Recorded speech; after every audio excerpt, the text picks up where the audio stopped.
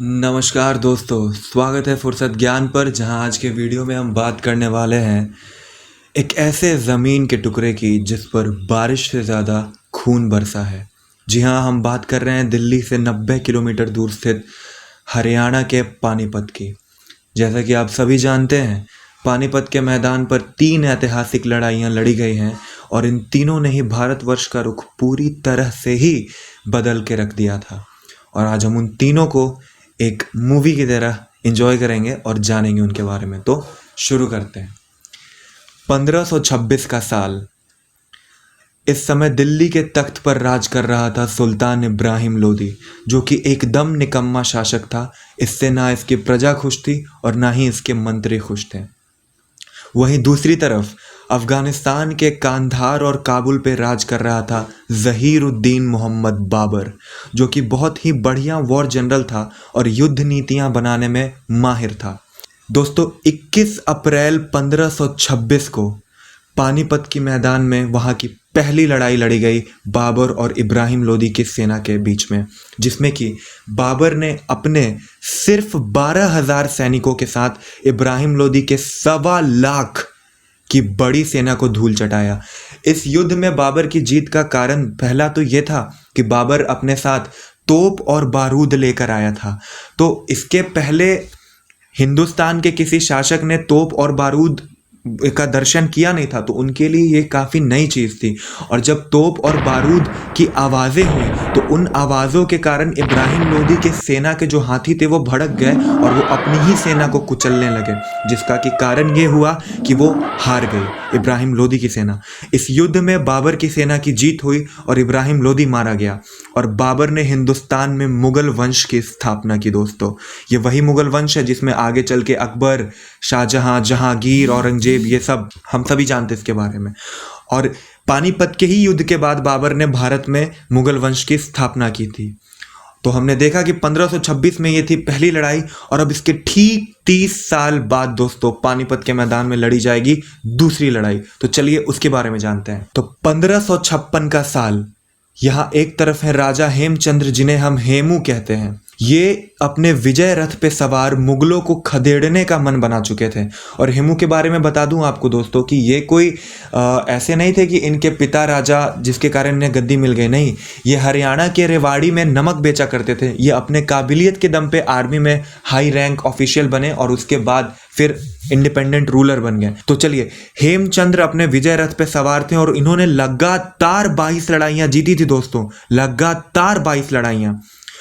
और तो एक तरफ ये इतने खतरनाक राजा थे कि इनके नाम से दुश्मन कांपते थे, और दूसरी तरफ थे मुगल्स।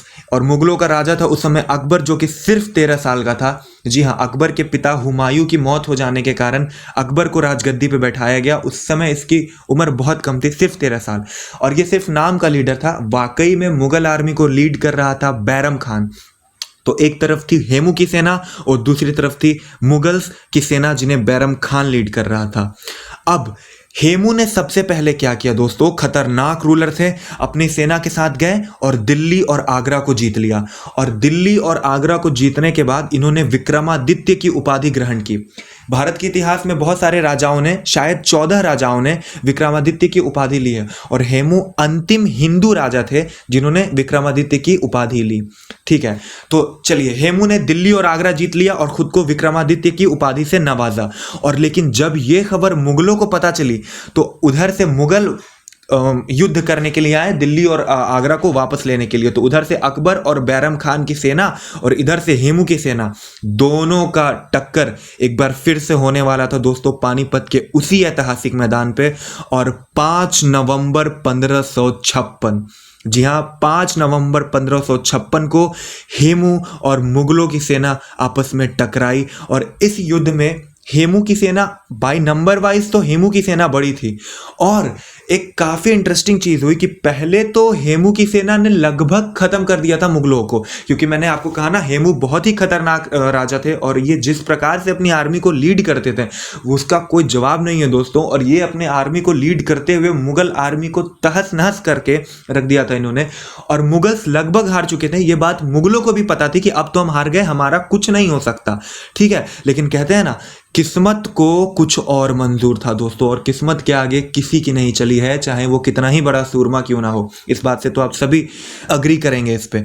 तो किस्मत को कुछ और मंजूर था, और एक तीर, कहीं से एक तीर उड़ता हुआ आया और हेमू की आंखों में लग गया, जिससे कि हेमू बेहोश होकर गिर पड़े। और जैसे ही दोस्तों राजा गिरा, पूरी की पूरी सेना में अफरा तफरी मच गया और सेना भाग खड़ी हुई। और फाइनली इस चीज़ के बाद मुगल की आर्मी जीत गई।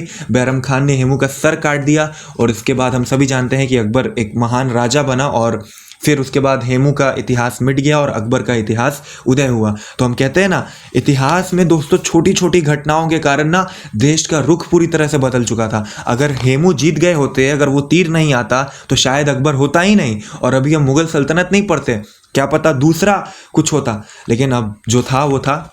तो अब आइए, ये हमने देखा पानीपत की दूसरी लड़ाई, जो कि 5 नवंबर 1556 को लड़ी गई। अब इसके ठीक 205 सालों बाद पानीपत के इतिहास का सबसे खूनी लड़ाई लड़ा जाएगा, जो कि होगी पानीपत की तीसरी लड़ाई। तो चलिए बात करते हैं उसकी। दोस्तों 1761 का साल, 1761, इस समय हिंदुस्तान में मुगल सल्तनत अब बस नाम की रह गई थी, और मराठाओं का ध्वज शान से पूरे भारत पर लहरा रहा था, जिनके पेशवा थे नाना साहेब।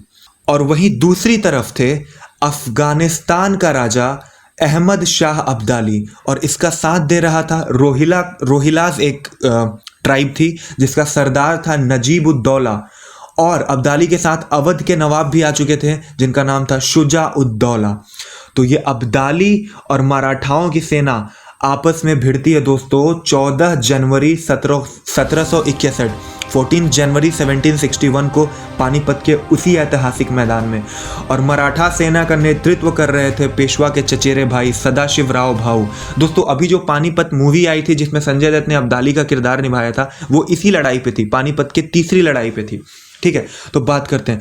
देखिए, वर्ल्ड वॉर 1 के पहले विश्व के इतिहास की सबसे खूनी लड़ाई ही कौन थी? पानीपत की तीसरी लड़ाई। इस युद्ध में दोस्तों इतना खून बहा था कि ऐसा माना जाता है, लोग ऐसा कहते हैं कि पानीपत के मैदान में एक आम का छोटा पौधा था। जब वो पौधा बड़ा हुआ और जब उस पर फल लगने चालू हुए, तो वो उसके आम काले कलर के लगना स्टार्ट हुए। तो दोस्तों इतना खून बहा था उस जमीन पे। इसीलिए तो मैंने कहा ना कि यहाँ बारिश से ज्यादा खून बरसा है पानीपत के मैदान पे।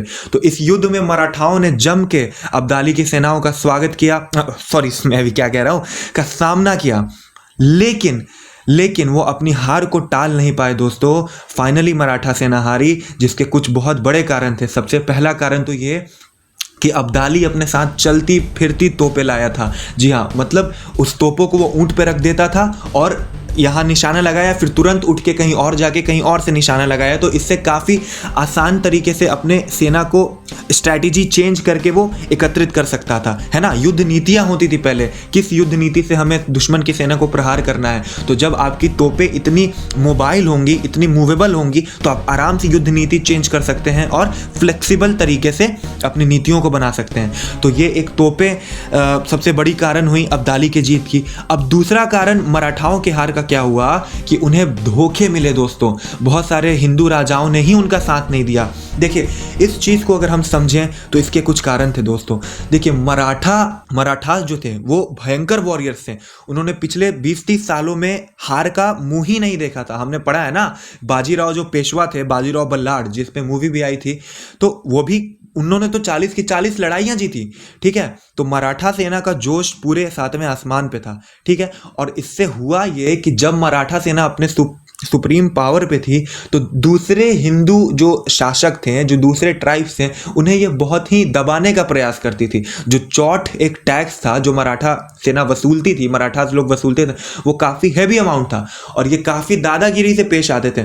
तो बाकी हिंदू रूलर्स ने ये सोचा कि ये बढ़िया मौका है मराठाओं को सबक सिखाने का, इसका साथ ही मत दो। तो देखिए, पानीपत की तीसरी लड़ाई में मराठाओं का साथ ना तो जाटों ने दिया, ना ही राजपूतों ने दिया और ना ही सिखों ने दिया। अगर ये तीनों साथ मिल जाते तो शायद अब्दाली हार गया होता और देश का इतिहास ही कुछ अलग होता। लेकिन अब क्या होता, हम उस पर बात नहीं करेंगे। सच्चाई यही है कि मराठाओं का साथ नहीं दिया, जिसका कारण ये कि मराठा काफ़ी दादागिरी से पेश आते थे इन सब से, ठीक है। और एक और कारण मराठा हार का ये हुआ दोस्तों, ओवर कॉन्फिडेंस। देखिए कहते हैं ना कि विश्वास और घमंड में बहुत पतली सी लकीर होती है दोस्तों। मैं ये कर सकता हूं, ये मेरा विश्वास है, लेकिन मैं ही ये कर सकता हूं, ये मेरा घमंड है। बताइए किस मूवी का डायलॉग है? ये गजनी मूवी का डायलॉग है, ठीक है।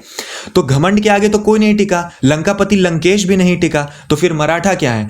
तो देखिए इन्हें ओवर कॉन्फिडेंस हो गया कि हम तो जीतेंगे ही। और ये अपने साथ क्या हुआ कि ये सिविलियंस को ले आए थे। जी हाँ, जब सिविलियंस ने देखा कि जब आर्मी जा रही है नॉर्थ इंडिया की तरफ जंग लड़ने, तो उन्होंने सोचा कि हम आर्मी के प्रोटेक्शन में चल देते हैं और 4 धाम भी कर लेंगे, ठीक है। तो उनके सामने काफ़ी हैवी मात्रा में औरतें, बच्चे, ठीक है, और नॉर्मल सिविलियंस लोग आ चुके थे। अब उनकी देखभाल करने के लिए भी एक आर्मी की छोटी सी टुकड़ी चाहिए थी, तो वो एक अलग लाइबिलिटी। फिर इतने सारे लोगों को एक साथ में लेके चलना, ये अपने आप में बहुत बड़ी बात है। लगभग 4 से 5 लाख लोगों का कारवां हो गया था दोस्तों। तो ये सारे कुछ कारण थे जिसके कारण से कि मराठा आर्मी को हार का मुंह देखना पड़ा। और एक बात मानिए दोस्तों, इतना खून बहा था पानीपत की तीसरी लड़ाई में कि मराठा और अब्दाली दोनों ही की सेनाओं को भयंकर जान माल का नुकसान हुआ, भयंकर जान माल का नुकसान हुआ दोस्तों। और मराठा को तो इस युद्ध से जो नुकसान हुआ वो इससे कभी पूरी तरह से उबर नहीं पाई और काफ़ी हद तक मराठा आर्मी डिक्लाइन कर गई, मराठा साम्राज्य का काफ़ी हद तक पतन हुआ। हाँ, इसके बाद फिर मराठाज ने अपने पावर को कुछ रीगेन किया, लेकिन फिर हम जानते हैं कि अंग्रेज़ों के साथ जब एंग्लो मराठा वॉर्स हुए तो उसके बाद फिर मराठा, जो कि कभी हिंदुस्तान की सर्वोच्च शक्ति हुआ करती थी, वो खत्म हो गई एंग्लो मराठा वॉर्स के बाद। तो दोस्तों ये था पानीपत के इतिहास की तीनों लड़ाइयों के बारे में एक बढ़िया से शॉर्ट सा वीडियो। आपको उम्मीद करता हूँ कुछ नया जानने सीखने को मिला होगा। हमारे साथ बने रहें, हमारी हौसला जफाई करते रहें। आपको हमेशा कुछ नया देने के प्रयास में हम लगे रहेंगे। तब तक के लिए धन्यवाद। मिलते हैं अपने अगले वीडियो में।